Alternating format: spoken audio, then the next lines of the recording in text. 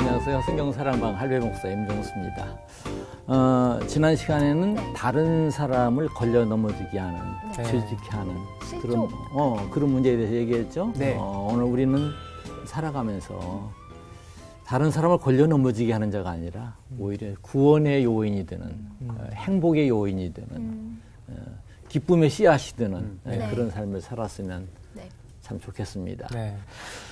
오늘은 마태복음 18장 후반부가 되겠습니다. 지난 시간에는 다른 사람을 죄짓게 하는, 걸려 넘어지게 하는 그런 문제를 생각해 왔는데요. 오늘은 다른 사람이 나에게 죄를 지었을 때, 나에게 잘못했을 때 하는 그런 문제를 주로 생각하는 그런 부분이 되겠습니다.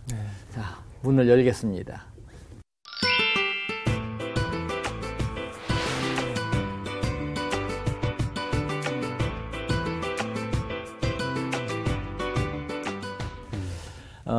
예수님께서는 작은 자 중에 하나라도 잃은 것은 아버지의 뜻이 아니다. 그렇게 이제 말씀하고 계십니다.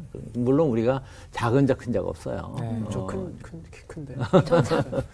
넌 죄를 범한 자에 대해서 어떻게 하느냐 하는 것이 오늘 문제인데, 교우 관계에 있어서 죄, 갈등, 그런 문제가 교회 안에 얘기해요. 어떻게 처리되고 있는가? 어떻게 생각하세요? 교회 안에서 죄, 갈등 이런 문제 어떻게 처리되고 있어요?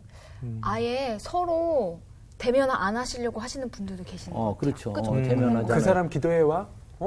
와? 그러면 안 가. 그죠? 다른 그런 거. 이런 분들 계세요. 서로 대면하지 않으려고.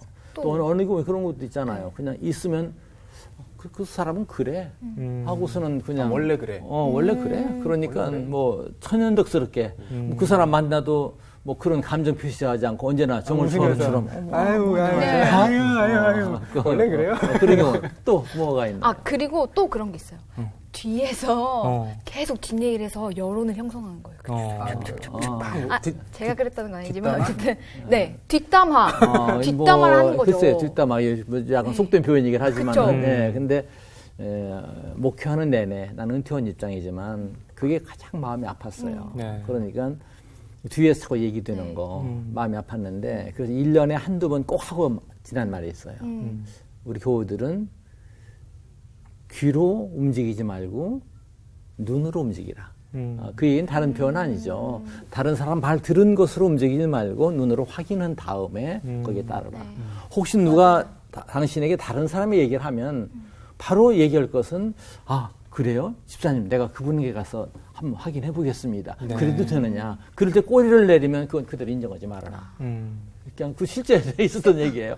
그런 얘기를 굉장히 많이 했어요. 그러니까 교회 안에서도 문제가 있을 때 그 처리하고 넘어가야 되는 것이죠. 그 영혼을 사랑한다면은 때에 따라 저를 바로 세워야 되는 문제죠. 그런데 뭐 너는 너고 나는 나 모른 척하는 경우도 있고, 조금 전에 지적한 대로 가서 뒷말을 하는 걸로 해가지고 오히려 분위기를 안 좋게 하는 경우도 있고. 두 사람 쫓아내게 만드는 상황을 연출할 때도 있었어요. 아예 그냥 단절할 뿐만 아니라 쫓아내게 하는. 뭐 심지어는 교인들끼리 고발하는 그런 일도. 고발. 그것도 교회법에 고발하는 것이 아니라 사회에 고발하는 그런 예도 없지 않았어요. 내 본 바로는. 좀 불행스러운 얘기 중 하나죠. 자, 오늘 15절부터는 죄를 짓는 자, 나의 잘못을 한 자, 그렇게 볼 수 있겠죠? 하는 문제인데, 자, 먼저 성경 한번 읽어보도록 하죠. 15절, 18장이죠, 물론. 18장 15절에서 17절까지 리셋 한번. 내 형제가 죄를 범하거든 가서 너와 그 사람과만 상대하여 권고하라. 만일 들으면 내가 내 형제를 얻는 것이요. 만일 듣지 않거든 한두 사람을 데리고 가서 두세 증인의 입으로 말마다 확증하게 하라. 만일 그들의 말도 듣지 않거든 교회의 말하고 교회의 말도 듣지 않거든 이방인과 세리와 같이 여기라. 자, 죄를 졌을 때, 나에게 잘못했을 때, 물론 그 잘못했느냐 안 하느냐 판단이 내 주관적인 것만 지어서는 안 될 것이겠죠. 안 되겠지만, 했을 때 여기 대강제 그 서너 단계가 나와 있는 것 같아요. 첫 번째로는 어떻게 해라? 1대1. 일단 개인적으로 와서 말을 해라. 누구에게 말하기 전에. 그러니까 여기에 이제 죄를 범하는 것에 대해서도 여기 말씀에 이제 뭐 여러 가지 생각을 하는데, 내 형제가 죄를 범하거든 할 때 그 앞에 어느 차본에는 당신에게 너에게 죄를 범하거든 그런 면도 있어요. 그러나 우리가 여기서는 꼭 개인적인 것이라기보다 공적인 것도 넣어서 생각하면 좋겠어요. 왜냐하면 다음에 이제 교회도 나오니까. 이 첫 번째로는 개인적으로 가서 권고한다. 그리고 뭐 여기 더 재밌는 얘기는 내가 개인적으로 권고해서 그가 들으면 어떤 말씀이에요? 그 다음에 뭐라고 그랬어요? 들으면 형제로 얻는 형제로 얻는 귀한 말씀이죠. 내가 들으면 진짜 형제가 된다. 그러니까 개인적으로 가서 권고해라. 그리고 두 번째는 어떻게 해라? 두세 사람을 데리고 가서 더 데리고 가서.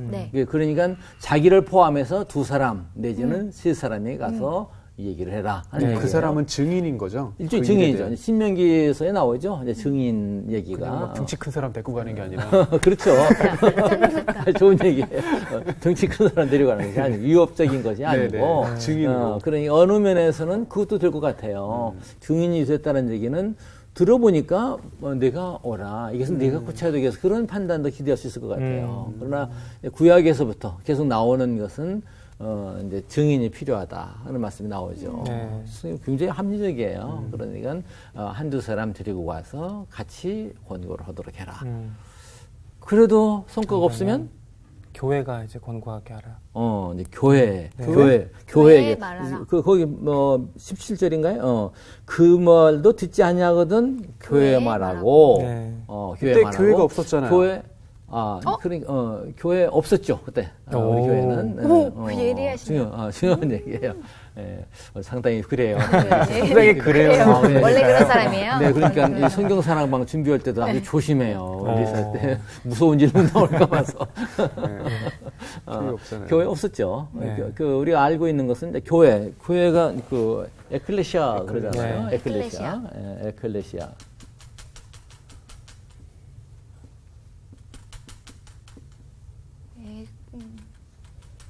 에클레시아 그러는데 이 에클레시아라는 말이 맨 먼저 나온 것이 베드로 사도 너는 반석이라 할 때 그 교회 나오죠. 16장. 그때가 성경 가운데서 맨 먼저 언급된 에클레시아예요. 이것은 이제 그 밖으로 부르면 받았다는 그런 의미거든요. 이 교회 뭐 구체적인 뜻은 그렇게 했는데 처음 나오는데 두 번째 나온 데가 여기예요. 그 당시에 물론 교회는 없었어요. 예수님께서 앞으로 교회 생길 걸 염두에 두고 말씀하셨겠느냐? 그것도 어쩌면 자연스럽지 못하고요. 교회는 없었지만은 한 지역의 어떤 그룹들은 있었잖아요. 회당도 있었고 그런 쪽으로 생각하시면 쉽지 않겠는가? 꼭 뭐 회당이라는 이름을 짓지 않는다 할지라도 어떤 그 집단의 어떤 그룹을 염두에 둔 말씀이 아니시겠는가? 그러나 한 가지 분명한 것은 에클레시아라는 표현을 쓴 걸로 봐서는 뭐 아무나 뒤섞인 그룹이 아니에요. 구별된 어떤 그룹. 오늘 우리 교회로 생각하는 거 바람직하죠? 가서 얘기해라. 그래도 안 들으면 이방인과 세리처럼 여겨라. 이방인과 세리처럼 여겨라. 여기도 우리가 주의해야 될 것은 이방인과 세리처럼 여겨라. 예수님께서 말씀하셨다고 해서 예수님께서 이방인을 무시하고 세리를 무시해도 그렇게 봐서는 안 돼요. 일반적인 개념을 두고 예수님께서 하신 말씀이다. 이렇게 이제 보시면 좋을 것 같아요. 그래서 여기서 이게 잘못을 범했을 때는 다시 말한 것은 여러 가지 문제가 있고 그리고 교회다 말할 때는 어느 면에서 그 이방인 세례처럼 여겼다 교회다 말했다 이번 세례처럼 여겼다는 얘기는 극단적으로는 그 그룹에서 맞아요. 출교라는 범위까지 볼 수도 있어요. 출교. 그러니까 이 출교도 사실은 미워서 출교한다? 쫓아낸다? 그거 아니에요. 성경이 궁극적으로 요구하고 교회가 출교시킨다고 할 때는 그를 사랑하기 때문에 저를 그 그룹에 인도하기 위한 극단적인 처방이다. 이렇게 볼 수도 있을 것 같아요. 그래서 그 바울 사도의 고린도전서 5장 5절에 보면은 한번 찾아보세요. 한번 5장 5절. 자, 찾으신 분 한번 읽어보세요. 이런 자를 사탄에게 내어주었으니 이는 육신은 멸하고 영은 주 예수의 날에 구원을 받게 하려 함이라. 사탄에게 내어주었다는 얘기는 아예 그냥 버렸다는 얘기는 아니에요. 그리고 그 육신만 구원 받고 영만 구원 받는 그런 얘기도 해석해서도 안 되겠죠. 이게 아마 그 뜻을 감축적으로 이제 해석해야 되겠는데 그 말씀을 통해서 우리가 얻을 수 있는 것은 버리는 것은 아니다. 때에 따라 출교를 한다고 할지라도 버리는 게 아니다. 그것은 염두에 두실 일입니다. 자, 그 다음으로 한번 넘어가 볼까요? 네. 18절에서 20절. 이번에는 우리 다혜가 한번 읽어보도록 네. 하겠습니다. 진실로 너희에게 이르노니 무엇이든지 너희가 땅에서 매면 하늘에서도 매일 것이요 무엇이든지 땅에서 풀면 하늘에서도 풀리리라. 진실로 다시 너희에게 이르노니 너희 중에 두 사람이 땅에서 합심하여 무엇이든지 구하면 하늘에 계신 내 아버지께서 그들을 위하여 이루게 하시리라. 두세 사람이 내 이름으로 모인 곳에는 나도 그들 중에 있느니라. 그들에게는 말씀 안에서의 특권이 있다. 특권이 있는 만큼 책임이 있다. 네. 하는 것을 말씀하시는 것 같아요. 진짜. 그러니까 그런 때에 따라서 어떤 징계를 행사할 필요가 있다는 것이죠. 내가 자주 보는 그 월리엄 핸드릭슨의 말에는요, 징계가 결핍된 교회는 하나의 저주다. 이렇게 표현되어 있어요. 그러니까 뭐 자녀를 기르는데 매가 없다는 얘기죠. 네. 그러니까 징계를 않는 것이 그냥 사랑이 아니라 네. 그건 극단적으로 표현하면 하나의 어떤 교회든지 그건 저주가 될 수도 있다. 그 사람 뭐 이렇게 격언처럼 발췌된 것이 아니라 네. 그 사람 글을 읽으면서 내가 네. 책에서 찾았던 네. 그런 문장이에요. 그러니까 참 중요한 것은 우리가 그 징계를 좀 살려야 되겠다 네. 하는 면을 말씀하고 있고 우리에게 준 특권이 그만큼 의무와 특권이 중요한 만큼 책임도 크다 하는 면을 생각해 볼 수 있는 네. 부분이고 그 다음에 나와 있는 부분 기도하면 땅에서 합심하여 기도하면이죠. 네. 합심하여 기도하면 무엇이든지 하늘 아버지께서 들어주신다. 여기 이제 무엇이든지라는 이제 포괄적인 표현이 써 있긴 함에도 네. 불구하고 네. 우리 항상 앞뒤를 살펴야 된다고 그랬죠. 네. 여기서는 그 징계를 받은 자, 그 영혼을 위한 기도라고 볼 수도 있는 거예요. 네. 그러니까 버리는 것이 아니라 네. 그를 위해서 간단 없이 끊임없이 기도를 해야지 될 그런 의미는 우리에게 있다. 네. 그리고 그 다음에 나오는 말씀은 이제 약속이에요. 두세 사람의 이름으로 모인 것은 나도 너희들이 그 부름받은 자의 그 그룹은 나와 상관없는 그룹이 아니라 나와 상관 있는 그룹이고 네. 내가 항상 거기에 머물러 있을 만한 그룹이다. 이게 머물러 있을 만한 주님께서 임재해 계실 만한 교회를 만드는 것. 그것이 오늘 우리에게 소중한 의무 중에 하나가 되는 것이죠. 그런데 오늘 이 교회에 그런 지휘권이 있는가? 어떻게 생각하세요? 그런 지휘권이 행사하고 있는가? 요즘은 또 싫은 얘기를 하면 많이 떠나고 그러시는 것 같아요. 뭐 떠난다는 네, 말씀에서 네. 중요한 건 뭐냐면 교회가 지나치게 성장 위주에 취해 있다는 얘기야. 끔찍한 얘기도 많아요. 여기서 말하기 참 부끄러운 얘기도 많아요. 심지어 목사님을 모실 때도 성장의 조건으로는 그것은 그 목회자들이 그렇게 힘었으니까 그런 풍습이 생긴 것이겠지만은 그러니까 지나치게 이제 성장 위주로 하고 있고 그리고 지나치게 뭐 아까 뭐 지난 시간에 우리 학교 경쟁 얘기했지만은 교회 지나치게 경쟁하고 있잖아요. 네. 뭐 교회가 아주 조밀하게 박혀 있고 심지어 교인 사냥하는다는 그런 표현이 나오지 않는가 하면은 뭐 교회 또 뭐 마케팅한다 그런 표현도 나오고 별말이 다 나오는 시대에 살고 있으니까 그러니까 교회에서는 사람들 숫자 늘리면 그 교회다. 그게 성장하는 교회가 은혜로운 교회다. 그런 애매한 개념 이런 것들이 있어서 심지어 교회는 그 영혼들에게 대해서 한 교우들에게 대해서 그리스도를 심는다는 것보다는 다른 그 숫자만 이렇게 포괄하는 얘기 나오고. 그러면 우리 성도님들이 항상 생각해야 될 게 이거 아닐까요? 그 교회가 나에게 서비스를 해주는 곳을 찾는 게 아니라 참된 예 아니오를 정확하게 얘기해 줄 수 있는 교회를 찾는 것. 이 할배 입장이 나름대로 최선을 다해서 목회 사역한 것이 항상 그런 입장이었어요. 교회는 예 아니오가 분명해야 된다.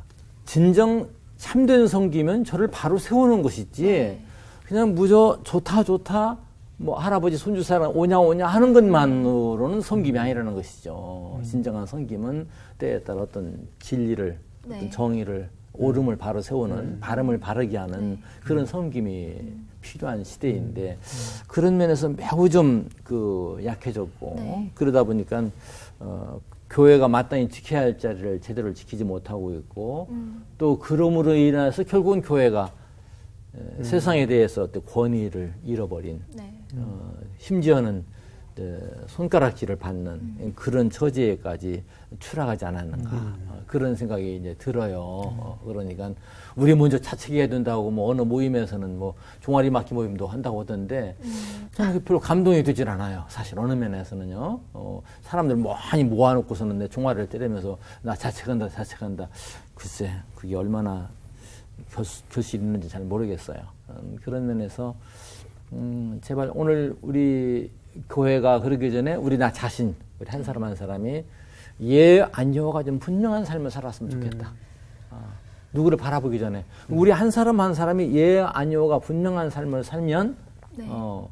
맞아요. 네, 모두 그렇게 될 수 있는 것이죠. 네. 그러니까 교회 가서도 나 듣기 좋은 얘기 이렇게 살면 부자가 됩니다. 이렇게 하면 응답을 받습니다. 그런 얘기 이전에 이렇게 살아야 된다는 그 내용 가운데 좀 더 자신을 좀 자성할 수 있는 나 먼저 나를 좀 분석하고 네. 부인할 수 있는 네. 그래서 그날 예배하고 나올 때는 내가 하나님 앞에 바로 섰는가 오늘 하나님의 임재하심을 체험했는가 주님께서 나와 동행하실 만한가 하는 것을 좀 염두에 두는 목회자 입장에서는 우리 교회에 주님께서 오실 만한가 임재하실 만한가 주님께서 이 땅에 실제로 오시면 우리에게 발을 들여놓아 주실까 하는 것을 좀 리얼하게 좀 생각하는, 난 그 처음에 교회를 시작했을 무렵에 머릿속에 떠올라는 어떤 자극을 받았는지는 생각이 나지 않는데, 그날에 주님께서 받으실 만한 교회, 그걸 항상 염두에 두고 있었어요.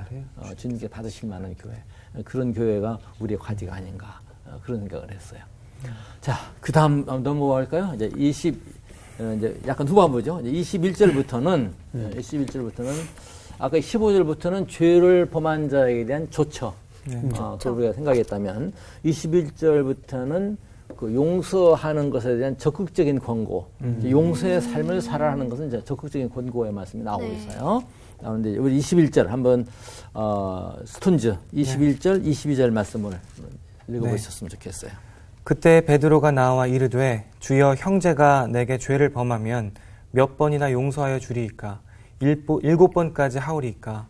예수께서 이르시되 너에게 이르노니 7번뿐만 아니라 7번을 70번까지라도 할지니라. 네. 그때 베드로가 나오는 거예요. 이게 그 죄 지은 사람에 대해 이런 단계를 설명하고 있는데, 여기서 염두에 둘 건 그거예요. 맨 처음에 직접 대면해서 얘기해라. 직접 대면 얘기를 몇 번 해야 될까요? 한 번 얘기해서 안 되면 두 사람 데리고 가야 될까요? 아니요. 여기 그런 한계는 없어요. 그것도 염두에 둘 문제예요. 한 번이 아니라 우리가 할 수 있는 한 최선을 다해서 3번 찾아갈 수도 있고 5번 찾아갈 수도 있을 거예요. 전 한 번인 줄 알았어요. 그러나 어떤 단계가 있었죠. 있었는데 이제 베드로가 질문하는 거예요. 7번쯤 하면 되겠습니까? 7번쯤 용서하면 되겠습니까? 그런 식으로 얘기하는 거예요. 베드로가 왜 이 질문을 했을까? 자기가 힘든 사람이 있었을까요? 내가 그 사람을 6번 정도 용서했는데 이런 거 아닌가요? 그럴 수도 있겠죠. 진정한 궁금증. 정말 몇 번을 하면 될까? 사람은 상당히 글쎄요. 수학적으로 묘사하면 쉽게 받아들이는 경향이 좀 있고요. 공식적으로 기계적인 그 생각이 좀 없지 않아 있어요. 그러니까 베드로의 말을 했고, 어쩌면 저는 이 정도는 용서할 수가 있습니다 하고 이제 예수님 앞에 자기를 드러내기 위해서 했을지도 몰라요. 근데 예수님께서 하신 말씀은 무슨 말씀이에요? 7번을 7번씩 70번이라도 용서해. 이렇게 말씀하시는 거예요. 7번씩 70번. 그러니까 엄청난 숫자죠? 490번. 그러니까 예수님 하신 말씀이 490번. 요걸 요구하신 걸까요? 아니요. 이게 아니라는 얘기죠. 491번 안 되나요? 491번부터는 하지 마. 이건 그 얘기는 아니에요. 그러니까 이 용서한다는 거, 이런 것을 어떤 그 용서를 뭐 양으로 재거나 숫자로 판단하거나 길을 재거나 그렇게 판단할 수 없는 것이죠. 예수님께서는 아무튼 용서를 매우 강조하셨고, 그러면서 70번씩 7번 말씀하시고, 그 용서의 한없는 용서의 면을 보여주시는 그런 이제 말씀을 하셨어요. 그 다음에 나오는 얘기인데, 그 얘기는 길게 읽지 않고 그림을 한번 보도록 하죠. 엄청 엎드렸다. 엄청 엎드렸죠? 어떤 임금이 계산을 할 때, 종들을 앞에 놓고 계산을 할 때, 한 종이 나왔는데 이 종이 임금한테 얼마나 빚을 졌느냐. 네. 1만 탈란트를 줬어요. 네. 1만 탈란트는 일단 갚을 수 없을 만큼 엄청나게 많은 그런 돈이에요. 그러니까 대개 이제 일반적으로 계산할 때 한 탈란트가 6천 데나리온 그렇게 나와요. 그러니까 엄청난 빚을 진 도무지 갚을 수 없는 네. 거. 그래서 앞에 엎드렸는데 그 임금이 이 사람 뭐 가지고 있고 아들이 세리라는 얘기 안 해요. 네. 본인과 네. 그 부인과 자식들과 뿐만 아니라 그 재산 모든 소유를 다 팔아서 빚을 갚도록 해라. 그렇게 엄하게 명령을 내렸어요. 그러니까 이 사람이 납작 엎드리는 것이죠. 정말 납작 네. 엎드려가지고 여기 이제 실제적으로 표현되어 있기는 엎드려서 절하면서 네. 네. 참아주세요. 제가 다 갚겠습니다. 네. 그러니까 어떻게 해서 그렇게 많은 빚을 졌는지도 모르겠지만 또 갚을 수 있는지 없는지도 모르겠지만 참으로써 절을 하면서 엎드려 절을 하면서 다 갚으셨으니까 그 임금이 다 탕감을 해줬어요. 네. 대단하다. 큰 은혜죠. 큰 네. 은혜죠. 그런데 이 사람이 탕감 받아가지고 가서 자기에게 빚진 자가 있어. 얼마 빚진 거야? 100데나리온의 빚을 졌어요. 빚을 졌는데 이 사람 갚으라고 하니까는 이 사람도 그 자리에서 이 100데나리온 얘기도 또 엎드려서 간구하면서 참아주세요. 네. 제가 갚겠습니다. 그렇게 얘기했어요. 근데 노발대발하면서 저는 가둬버리라. 그래서 가둬버렸어요. 그러니까 이 사실을 같은 이제 동료들, 친구들이, 동관들이 보고서는 이 친구 너무한다. 해가지고 그 얘기가 임금님에게 들려졌어요. 임금 그 일을 어떻게 조치했겠어요? 혼나야죠. 옥졸에게 넘겨버렸어요. 다시 가둬버렸어요. 근데 그러면서 용서를 말씀하고 있는 거예요. 용서해라. 그리고 마지막으로 이제 주신 말씀이 너희가 각각 내 마음으로부터 현 의제를 용서해라. 나와 있죠. 너희가 각각 마음으로부터 형제를 용서하지 않냐면 나의 하늘 아버지께서도 너희에게 이같이 용서를 하지 못한다. 이렇게 이제 말씀하고 계시는 거예요. 이 예화 가운데서, 이 비유 가운데서 사실 나는 그래. 여기 이제 100만 탤런트가 100데나리온에 비교하면은 60만 분의 1이래요. 60만 분의 1. 그러니까 뭐 엄청난 차이죠. 네. 이 60만 분의 1을 이 적은 것에 대해서 이 사람 용서하지 못했어요.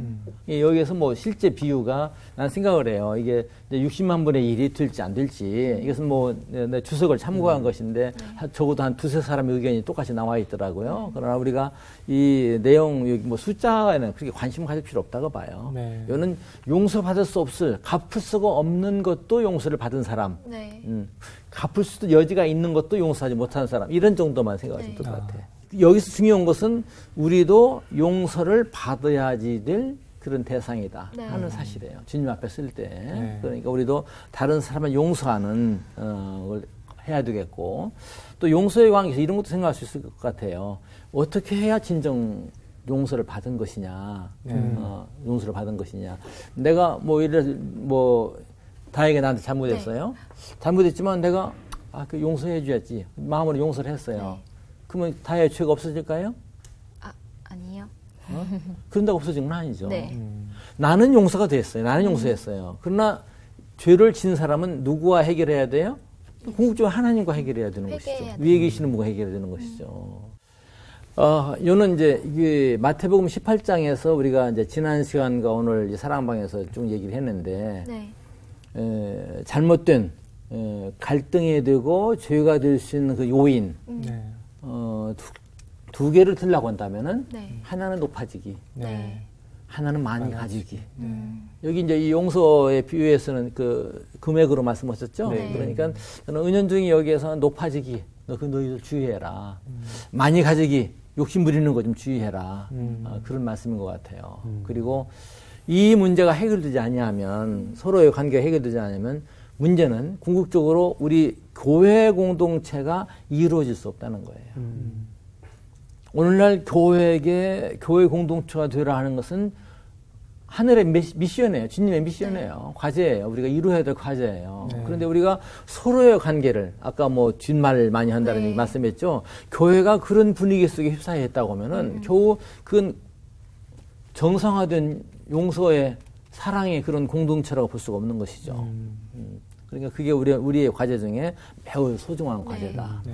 주님께서 뭐라고 말씀하셨어요? 아버지께서 내 안에 내가 아버지 안에 있는 같이 그들도 하나가 되어 우리 안에 있게 하사. 그 하나의 공동체를 말씀하고 계시는 거거든요. 그러니까 오늘날 교회에서 공동체라는 말을 많이 쓰긴 써요.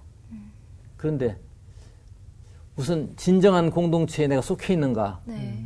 그런 질문을 받는다면 뭐라고 말씀하실 것 같아요?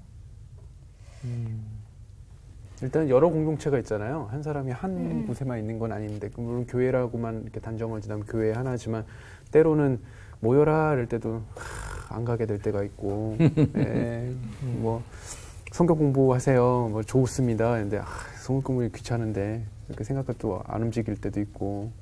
예. 뭐 그런 것은 때에 따라 어떤 심성에 따라서 그럴 수도 있겠죠. 그것만 가지고 공동체가 안 됐다고 말할 수도 없겠지만 사실 공동체 문제를 얘기할 때도 지난 시간인가요? 교회를 얘기할 때 유형교회와 무형교회 얘기했듯이 주님께서 보시는 공동체가 있을 수 있을 것 같아요. 그러나 오늘 우리는 살아가면서 나는 목회자도 그랬어요. 우리 교회가 진정 주님께서 기뻐 받으실 만한 공동체가 되기 위해서 매우 애썼어요. 애썼는데 어느 면에서 나는 못 이루었다 그런 말씀을 가지게 됐어요. 그게 뭐냐고 하면 공동체 할 때 가장 중요한 것은 인격이 있느냐가 그 공동체 인격이 있느냐가 중요하잖아요. 그리고 그 인격은 더욱이나 교회 공동체는 그리스도의 인격이에요. 그리스도의 인격을 가졌느냐 우리 공동체가 생각하는 문제예요.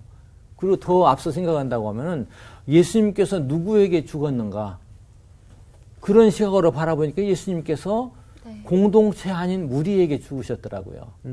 요한복음 19장 보세요. 무리들이, 그 무리는 어떤 무리예요? 그 무리는 대제사장들이 자기의 하속들을 시켜서 선동한 무리들이에요.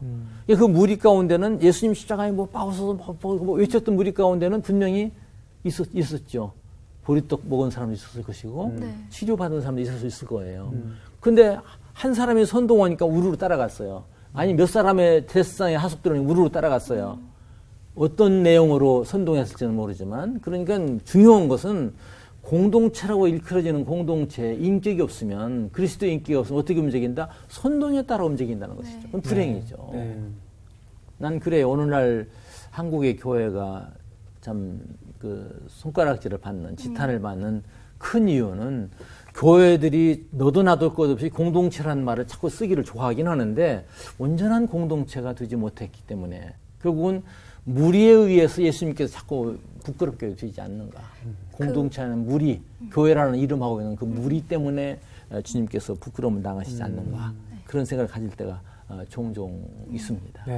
그 공동체라는 게 자기 스스로 내가 진정한 공동체에 있어 라고 말할 수는 없는 것 같아요. 그러니까 사람으로서 그걸 판단할 수는 없는 것 같고 일단 그 질문을 받았을 때 내가 진짜 먼저 하나님의 진정한 교회인가를 먼저 생각해 봐야겠다는 생각이 들었어요. 저는 진짜 하루에도 몇 번씩 잠들기 전에 이불을 발로 차거든요.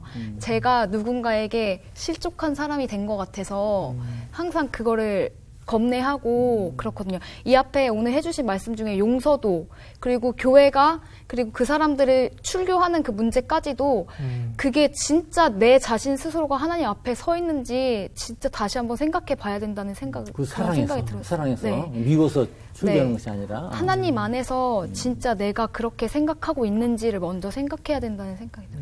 오늘도 집에 가서 이불을 발로 찰 것 같아요. 근데 다혜가 고백했던 것처럼 우리 그 성도님들도 그렇고 우리 교회 공동체도 그렇고 치열하게 싸워내고 있다라고 하는 그 사실 자체가 하나님의 은혜인 것 같고 그 고민하는 것, 몸부림하는 것, 그게 몸부림이죠. 우리가 항상 온전한 자리다 올려놓고 이게 됐어 100점까지 기대할 수는 없어요. 그러나 오늘 우리가 먼저 중요한 것은 몸부림한다는 것, 최선을 경주한다는 것, 그게 오늘 우리에게 필요한 과제예요. 우리의 걸음이 되어야 된다. 네가 귀한 거야. 그래서 이불 발로 차는 거요? 많이 차세요. 많이 차세요. 기도하겠습니다. 아버지 높아지기 많이 가지기 그런 곳에 주님의 평화가 있을 수가 없습니다. 오늘 저희들을 붙들어 주옵소서. 항상 주 안에서 하나가 되게 하옵소서. 그리스도의 인격 그런 공동체를 이룰 수 있는 저희들을 되게 하시고 저희들이 그 씨앗으로 쓰임받게 하여 주옵소서. 무엇보다 주님 저희가 용서의 사람이 되기를 원합니다. 용서가 얼마나 힘든 것인 줄을 저희가 알고 있습니다. 성령님 함께 하소서 한 영혼에 대한 용서의 품을 가질 수 있는 저희 모두가 되게 하옵소서. 예수님의 이름으로 기도합니다. 아멘.